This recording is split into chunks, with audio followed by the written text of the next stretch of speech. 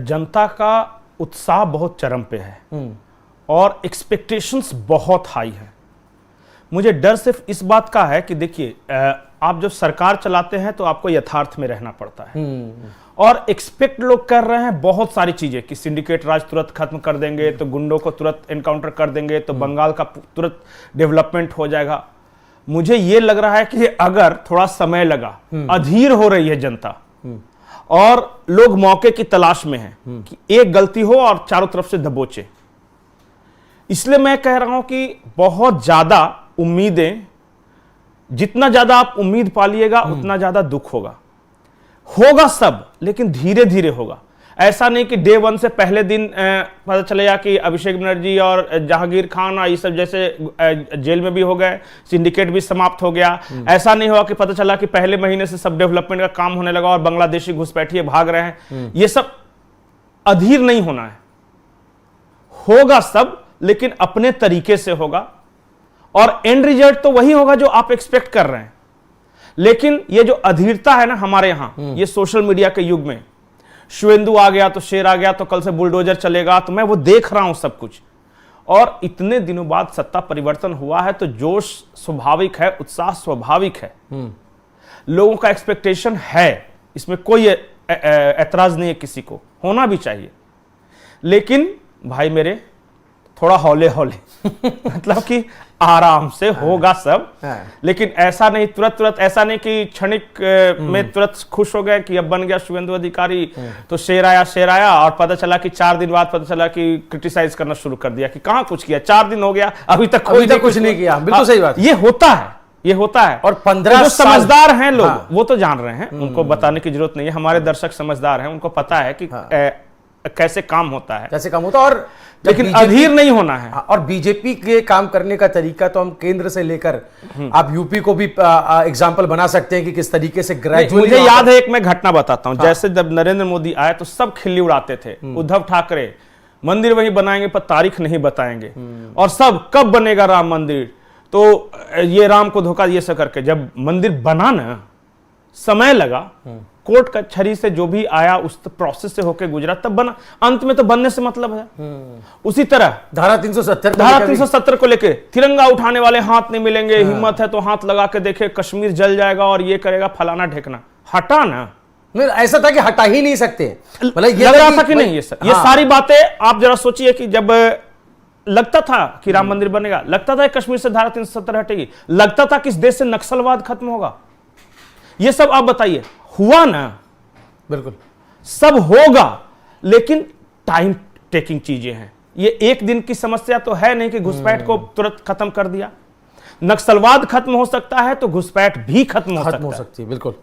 और नक्सलवाद internal security का था, घुसपैठ हो जाए एक्सटर्नल सिक्योरिटी का है। बॉर्डर की फेंसिंग देखिए, तुरंत आएगा तो जमीन अलॉटमेंट तब हो जाएगा। पहले तो बीएसएफ को भी लेके काफी अड़चने पैदा कर दी। बीएसएफ को लैंड ही नहीं दे रही थी, लैंड जो था वो स्टेट सब्जेक्ट है, तो ममता के हाथ में था। तो जब जमीन दीजिएगा नहीं तो वो फेंसिंग बनाएगा कहां, और ये पूरा कोर्ट कचहरी से चल रहा था। अब तो वो बाधा दूर हो गई, एक बार फेंसिंग होने दीजिए। पहला लक्ष्य ये है कि जो आ रहे हैं वो आए ना, तो जब वो आना बंद हो जाएगा ना, तब अगला स्टेप होगा कि पहचान करके। विदेश मंत्रालय के प्रवक्ता का एक बयान आया, उन्होंने कहा कि हमने 2000 से ऊपर लोगों का नाम भेजा है बांग्लादेश में, कि भाई आप इनकी शिनाख्त कर लीजिए, पहचान कर लीजिए, क्योंकि हमारे यहां का नहीं है, आप वेरीफाई कीजिए, हम वापस भेजते हैं। बोला कि पेंडिंग है वो है, जो कि राज्य में और केंद्र में एक सरकार आई है, तो बांग्लादेश पर दबाव डालें कि देखो 2 तरीके हैं, या तो जो हमने दिया है वेरिफिकेशन के लिए वो पूरे प्रोसेस से आओ, और नहीं तो हम तो अपने यहां से भगा देंगे, बाकी जो क्या करना है तुम समझते रहना। तो ये सब चीजें, ऐसी बहुत सारी टेक्निकल चीजें होती है, वो करना होता है। लेकिन ममता बनर्जी आज क्या कर रही हैं, इस पर भी तो लोगों की निगाहें हैं। ममता बनर्जी 15 साल तक मुख्यमंत्री, और आज एक नया मुख्यमंत्री बंगाल को मिल रहा है, एक नई पार्टी सत्ता में आ गई है।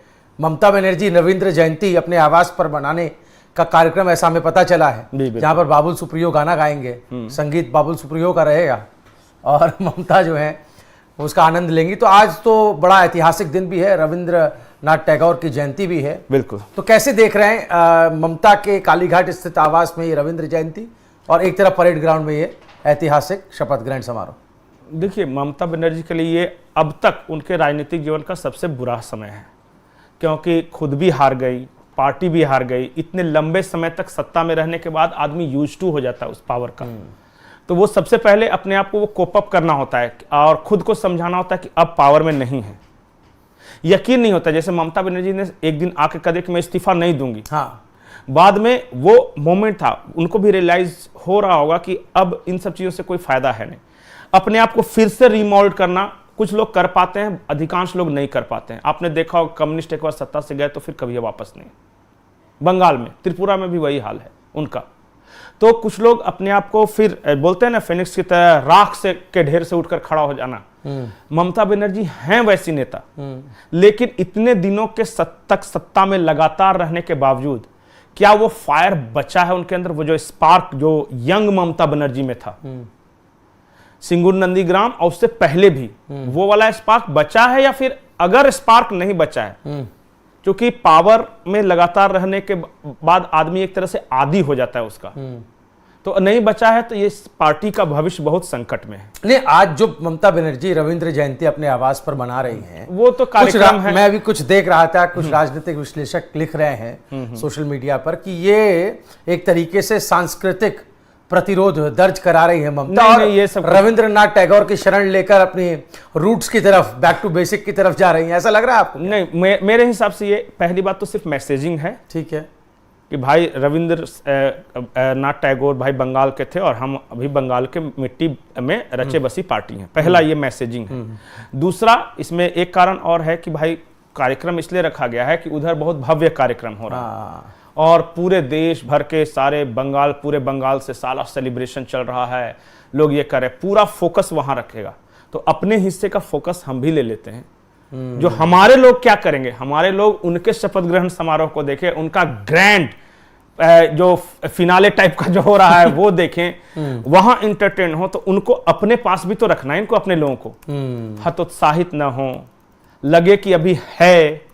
नहीं तो पता चलेगा कि अगर एक महीने तक कोई एक्टिविटी नहीं हुई तो फिर वो कार्यकर्ता भी बिखर जाते हैं। उनको लगता है चलो उधर ही चलते हैं। बंगाल में होता है ऐसा।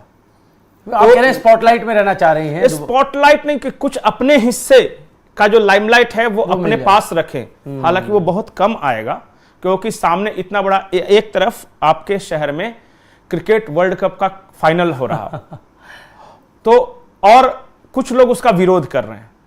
मान लिया कि लगातार कि नहीं होना चाहिए, तो भीड़ बढ़ रही है, तो ट्रैफिक जाम है, तो व्यवस्था नहीं है, ये सब करते रहते हैं हर जगह। बिल्कुल। तो सारे लोग वर्ल्ड कप का फाइनल देख रहे हैं, लेकिन जो आज तक विरोध कर रहे थे फाइनल के दिन वो करेंगे क्या? हाँ, तो वो अपने लोगों को इकट्ठा करते, वही उसी तरह का कुछ ना कुछ सिचुएशन है। एक चीज मैं टीएमसी के बारे में कह दूं कि लगातार ये आवाजें अब उठनी शुरू हो गई है, विधायकों की ओर से और सांसदों की ओर से भी, कि अभिषेक बनर्जी ने बर्बाद किया।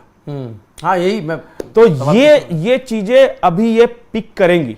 अभी तो तुरंत झटका है, इतना गहरा सदमा है, नहीं, वो धीरे धीरे देखिएगा इसमें ये चीज, ये मोमेंटम पकड़ेगी।